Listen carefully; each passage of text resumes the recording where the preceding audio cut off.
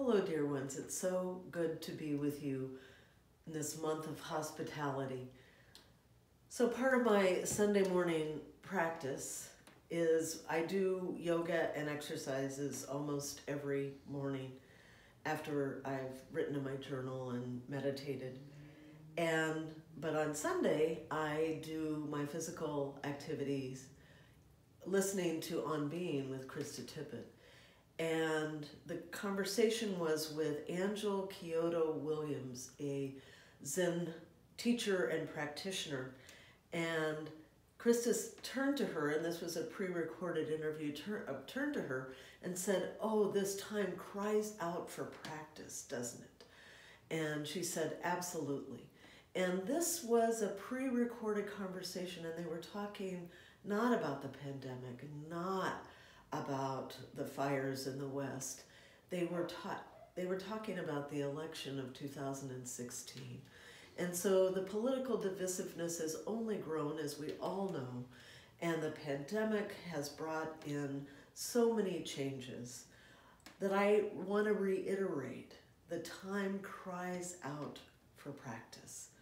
And so what I want to do is tell you a story, and you have to promise that you will not share this story with my children, because this is about my beloved practice of hospitality and how that has changed so much in the pandemic. I love to invite people to the table. I love to share meals with people. I love to have people over. I love to share potlucks with people at church. I love Wellspring Wednesday and being able to greet people as they come to share a meal and programming with one another. And I must confess that this pandemic is really challenging for me, because what I want to do is gather with people.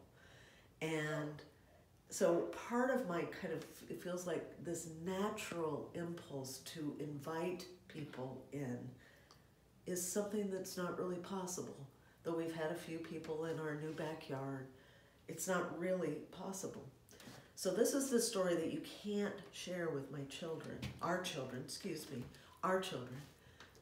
I was running errands on a beautiful day. It was perfect temperature. It was high 70s. I had the windows down, and I had just run an errand picking up paint chips for our new place in Portland. And I was at the intersection of Grand Avenue and Snelling, and watching a man go from car to car, clearly making a request. And he came to my window and said, "Ma'am, I left my cell phone on that bus that is just pulling away. I need somebody to drive with me, to take me to catch up with that bus, and so I can get my cell phone." I said, "Get in." I said, "Do you have a mask?" Because I still had my masks from the paint store. So I still had my mask on. I said, "Get it on." He put his mask on, jumped in the car, and I said, "You've picked the right driver, because we are going to catch that bus." And so we introduced ourselves to each other. I got in the left lane. I drove as fast as I could, trying to catch up to the bus. And I said, "You know what, Andrew, the only thing I need to know, I only need to know one thing." And he said, "What's that, ma'am?" And I said, "I only need to know, are you registered to vote?" And he said, "You bet I am, ma'am." And I said, "Well, I'm so delighted to hear that, because it's so important that we all vote." Now, I tell you this story, this happened 3 weeks ago, so I know that I'm not in danger. But I realized that I was taking a risk, and it was a calculated risk. But it was a risk that I decided I had to take, because it wasn't part of my nature not to welcome Andrew into my car, that it was, with the windows down, a relatively low risk moment, and that I was bound and determined that I was going to drive down Snelling Avenue and I was going to catch that bus for Andrew. And it took a couple of lights for us to start to catch up to the bus, and I was starting to get a little concerned. But lo and behold, we caught up to the bus. I pulled up right behind it. I said, "Get out, Andrew, as quickly as you can. Good luck." And then I followed the bus to make sure he made it on the bus.